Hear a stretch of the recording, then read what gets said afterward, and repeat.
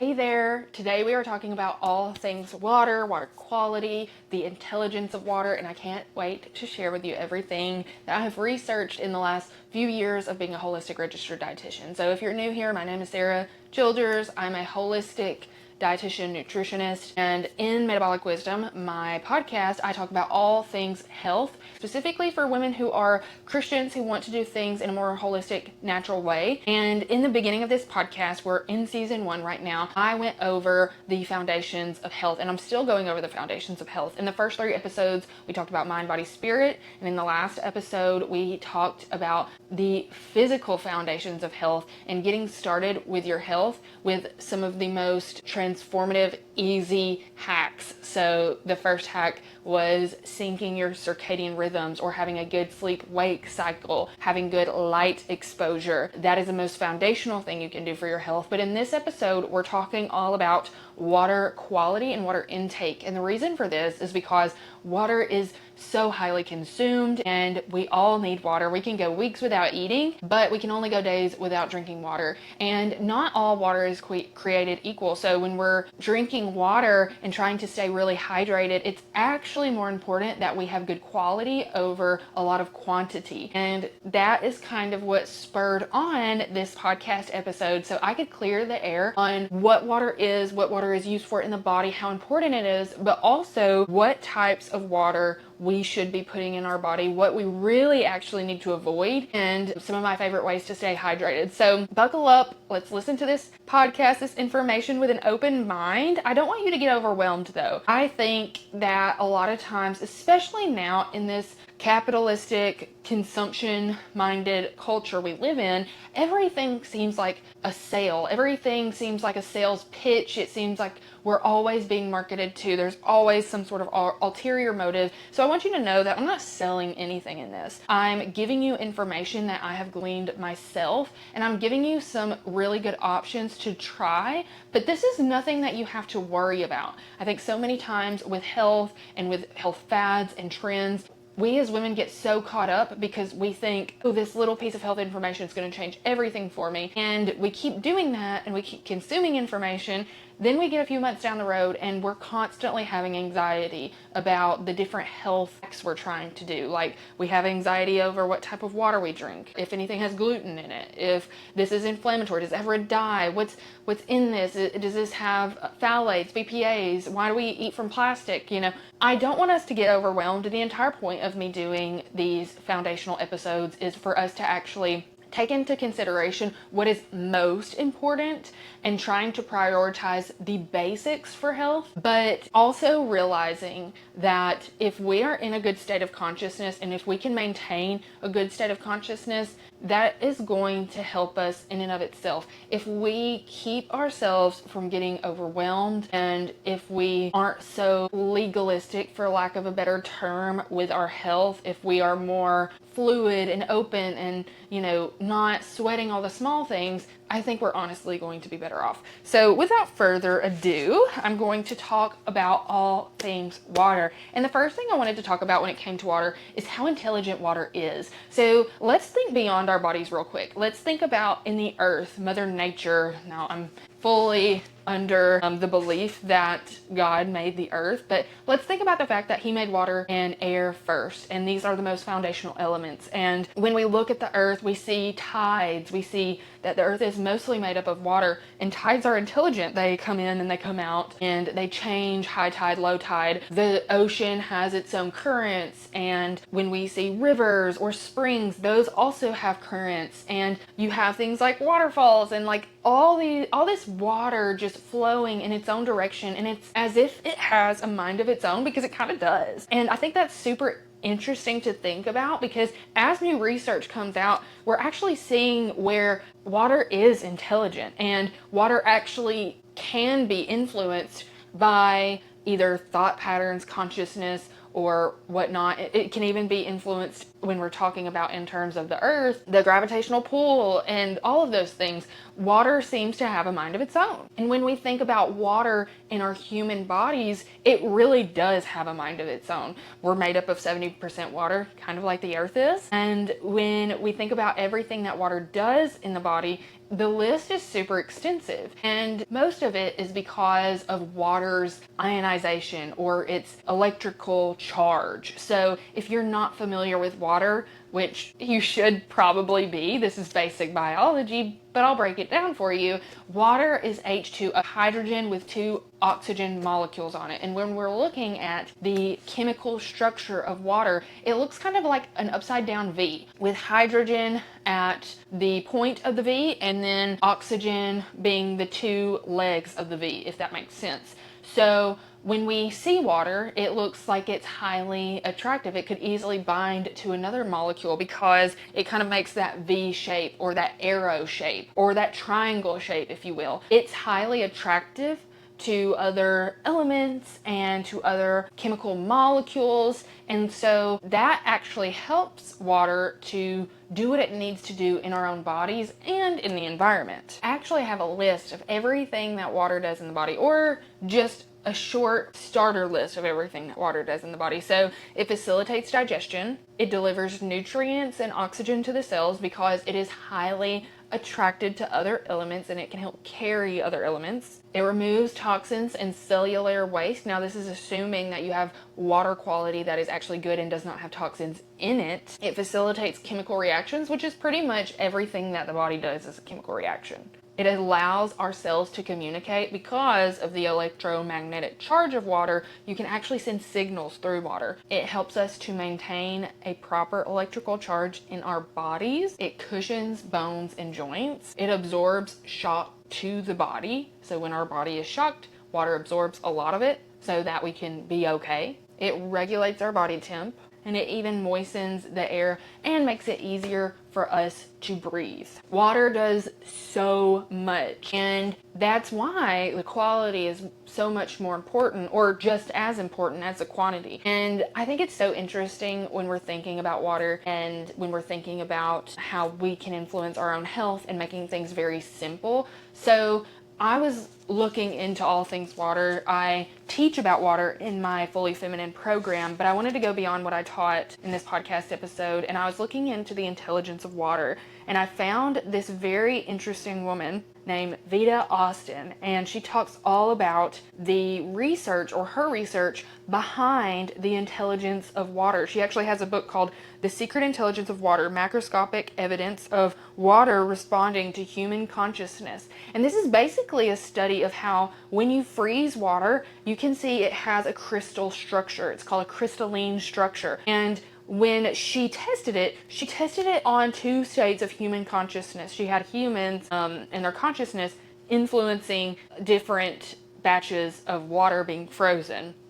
One state of consciousness was love, one state of consciousness was hate, and they actually found that hate had a very chaotic, disruptive, unorganized, unionized structure, crystalline structure. And it seemed as though the water had a mind of its own, but it was very chaotic and it didn't even know how to properly structure itself. Whereas when they had the consciousness batch of love or positivity or whatnot, the crystalline structure of that frozen water was actually super uniform, and it was harmonized. It was in certain patterns.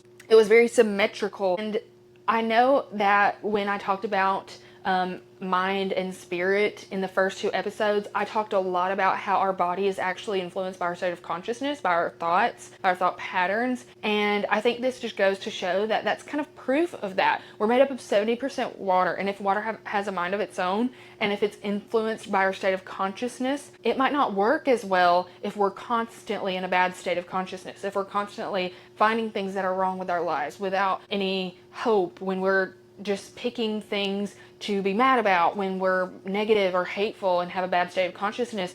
Our body is dysregulated because we're mostly water. But then when we have that symmetrical structure, and when we are having higher thoughts and we are exuding love and hope, I think that creates that crystalline structure, not even with just that sample of the frozen ice, but also in our own bodies. So if you get anything from this podcast, I hope you know that no matter what your water quality is, pray over your water, pray over your food, pray over yourself. Try to have that good state of consciousness, because if that can influence your water more than anything else, that's free. That is something that you can do no matter where you're at and no matter what your choices are financially when it comes to the kind of water quality you have.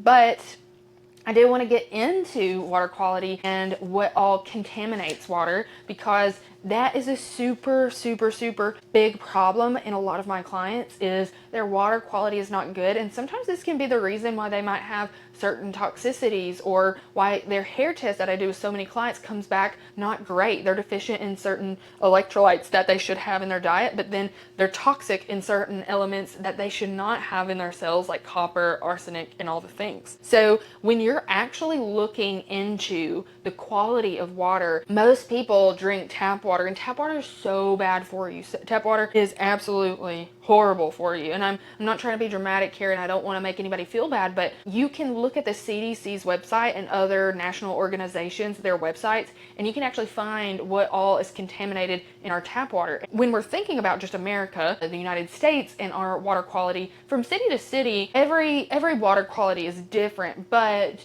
the methods that each city uses in order to filter and facilitate its city water is relatively the same. So I actually have a lot of people in my life who are highly connected to different water departments, and I even have some people who are chemical engineers that I'm friends with. And as I have been talking about health, with people that I know in my personal life, I've been able to learn what all contaminates water just in my own town. And while drinking water from the tap is never going to make you chronically poisoned, you can't get poisoned from water, you actually can experience some mild dysregulation with it. And that's kind of what we're getting into, because the littlest things do actually help with your health, especially if you drink water every day, 3 times a day with your meals and between your meals, in order to stay as hydrated as you need to stay. So I was actually talking to a friend the other day who is a chemical engineer, and we were talking about water quality, and he was talking about how hard it is to filter out for an entire city their water to be properly filtered as much as it needs to be, especially with so many things going into water now that we never had before, like pharmaceuticals and heavy metals and corrosion of pipes and all the things. And if you actually look into the CDC and the different websites that show water quality, you can even Google your own town's water quality. Your local water department, whatever city you're in, should have a report every single year of what all is in your water, and you should be able to look at it. And that's what I did for mine. Some things that are usually contaminated in tap water are, of course, the chemicals, heavy metals, and microorganisms, but specifically heavy metals like arsenic, lead, nitrates. So nitrates are something that cause a lot of inflammation. They're usually in meats, and that's why a lot of people are advised to stay away from things like sausages, because it causes a lot of inflammation. Fluoride, chlorine, now those are a bit more controversial. It depends on what side of the coin you're on, whether you think chloride or fluoride should be in tap water or not. PFAS, copper, mercury, bacteria, viruses, disinfecting byproducts, pharmaceuticals, pesticides, and now they're finding even microplastics in tap water. So really finding a good solution to this is hard, and sometimes it requires either an investment in time or an investment in money. But water quality, when you think about it, is so important, because if you're eating organic, or if you are making all your foods homemade, you're still using water to make that rice. You're still using that tap water to rinse those vegetables. You still are drinking the water, and you have it in almost every single meal in some capacity. Even if you aren't drinking it exactly, it can still be contaminating your food. There actually is testing you can do as well. ETR water testing is a website where you can order a really in-depth water quality test to see what your water is looking like. So let's go over the best water sources. So I have written down here spring water, alkaline water, ionized water, basically any sort of filtered water that you can have,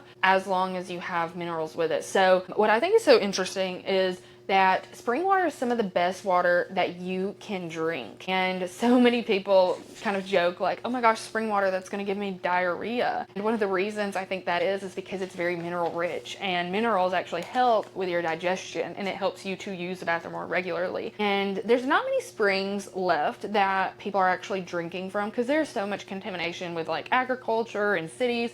But there are a few places that still have really good springs that aren't contaminated that you can drink from. The water is not only mineral rich, but naturally as a spring flows, it usually flows through rocks and sand, and it creates this natural filtration process. And when it flows, it is ionized. So ionized water is like electrically charged water, kind of. And that is the type of water that binds so well with your cells and works so well in your body, because it kind of has that like current to it, if that makes sense. It's structured water. And there's actually wands that you can get now where you can like structure your water if you can't afford spring water, or if you don't have a spring to go to, where you can structure your water as if it were, you know, from a spring. It's like $200. It's like, I think it's called Analima, but there's some cheaper ones on Amazon that aren't like $200 that you can get, but I don't know how well they work. Spring water is very natural, and I think it's so funny because everything that is like the best of the best is just super simple, and what people had before the Enlightenment, what people had before all these water systems. It's what we had before, it's what our ancestors had that works the best. And it's so funny, there's a spring in my town that people still get water from and still drink from some. And my aunt goes and she'll get gallons and gallons and gallons of water from this spring, and she filters it out kind of with a cheesecloth that comes out in a spigot. And she swears up and down that that water has changed her health. Like, she was doing so well with her health, and she had lost a lot of weight, both her and my cousin had, and she didn't change anything but the kind of water that she drank. And she was like, it's amazing. I know that I'm so much more hydrated. It makes such a difference. And I've even had people who are on the more holistic side as well, like holistic professionals, like assisted lymphatic drainage therapists, tell me about how the pH and the ionization or the structure of water being one of the ways that they either recovered from cancer or either helped them prevent a lot of disease that they were developing before they started drinking the structured water. So it's so interesting to think about.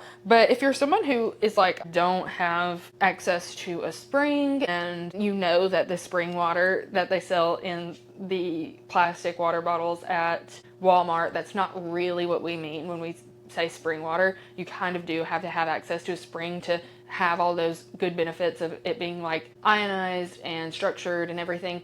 But because when water has been sitting and stagnant for a really long time, that's just not good, and it messes with the structure.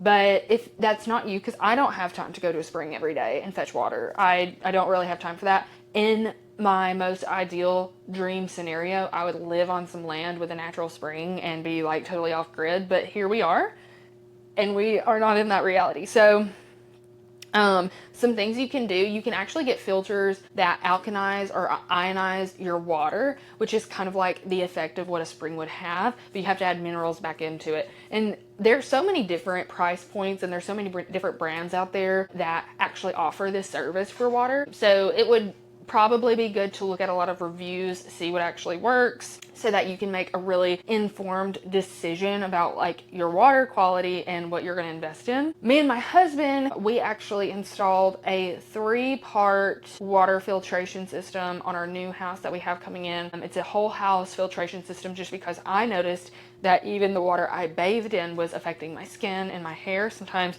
really hard water will cause you to have more dandruff, or because there's bacteria in it, and dandruff is actually caused by a certain bacteria usually that can be in tap water, or it can at least corrode in your shower head. So we have added a whole house filtration system to our new home we're about to move into, and we have under the sink filtration systems now, but this is a 3-step system that's going to help with the pH of the water, but we will likely have to add minerals back in, because things like alkalized filters and reverse osmosis filters on your water are good and they help with purity, but you always need to add in something like some sea salt, Celtic salt, Baja Gold salt or something, or maybe even like a lemon juice or something to the water, or a simple electrolyte mix would work as well, to actually make it have everything you need. Now, I don't want you to think, oh, my Brita's doing the trick, or oh, my Berkey's doing the trick. Those are not the water filtration systems I'm talking about. Brita's do next to nothing for water. Your water filtration system on your fridge, probably not doing anything for your water. They've actually had a lot of people come out about how the Berkey is actually not as effective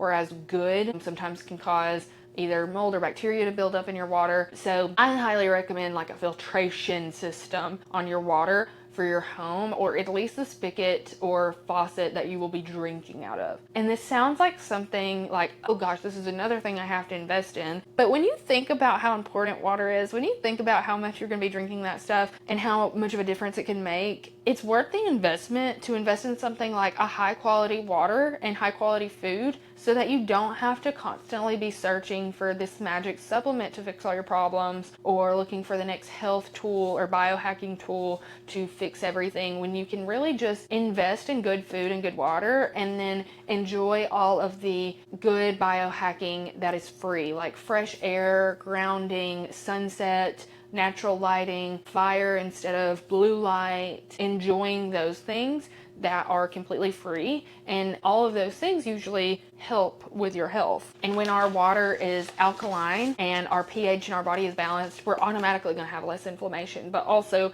when our water is charged correctly, that also helps with our nutrient absorption and actually absorbing and utilizing the nutrients we get from food even more, because that is what it's all about, is bioavailability. So in our bodies, every nutrient, hormone, water molecule has a chemical structure, and it has to be used well by the body. Think of all of these things as puzzle pieces. The puzzle pieces have to fit together perfectly. You're not going to put the wrong two puzzle pieces together and assume that the entire puzzle is going to look right. When we're putting molecules, elements, enzymes, water molecules, nutrients together in the body, they actually have to fit the mold. So when we have a lot of things that are in our body that aren't fitting the mold, say it's heavy metals, contaminants, unstructured water, those things are like putting all of the wrong puzzle pieces together and thinking that the puzzle's going to turn out fine. I also remember when everybody used to drink distilled water. I know this is something that I had a few family members that did for a long time, is drinking distilled water.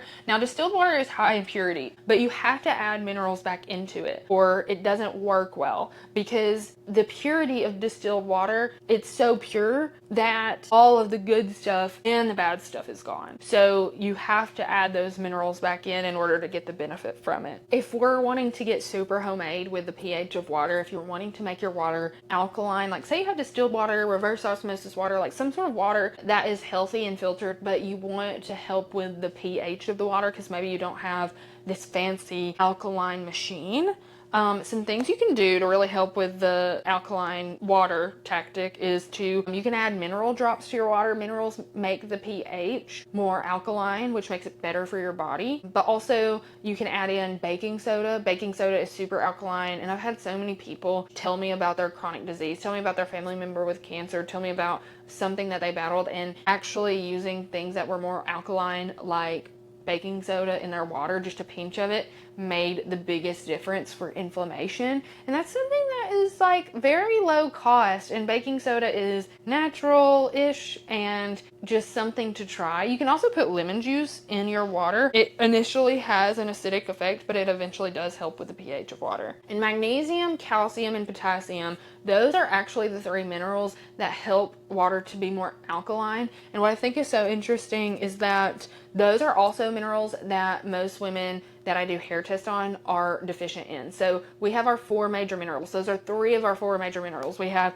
sodium, potassium, magnesium, and calcium. And those are the four most abundant minerals in our body, the most important. And you really can't change anything about your health until you've changed these minerals and until you've gotten these minerals up to a good balance and a good store in your body at a good level. 9 times out of 10, honestly 10 times out of 10, when I do an HTMA test on a client, they are low in these minerals. And I think it's interesting because a lot of people drink tap water, which has none of these minerals in it, barely any, and they drink this tap water and then they get constipated because they're deficient in potassium and magnesium and calcium. And those are things that not only help the pH of your water and are not found in tap water, but they're also things that are drained when you're stressed. like when you're stressed, your body uses up your magnesium, potassium, and sodium and calcium all too quickly. And it's something that we're not really replenishing in our water. So one of the first things that we do with clients that we do an HTMA test on and we work with in my programs is really improve their water quality and add minerals like sodium, potassium, and magnesium, and even calcium back in. And they start to see they have regular bowel movements, more energy, just all around feeling better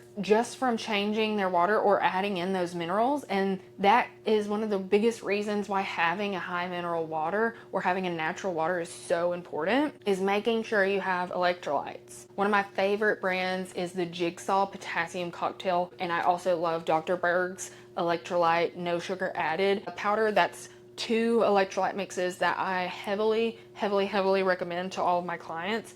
But you can even use things like Trace Minerals. That brand has a great mineral drop. It doesn't taste the absolute best, but it's super efficient and a great way to add minerals to your diet. And this doesn't mean to only drink really high quality water, and even if you have 1 bottle of quality water, that's better than having a gallon of poor quality water. It's not necessarily true. We still want to be well hydrated. I actually have a list of symptoms here of whether or not you're well hydrated. So if you're well hydrated, you're going to have normal thirst, mental clarity, tears and saliva, light urine and regular bowel movements, and pinched skin will go back to normal very easily. So that is if you're well hydrated.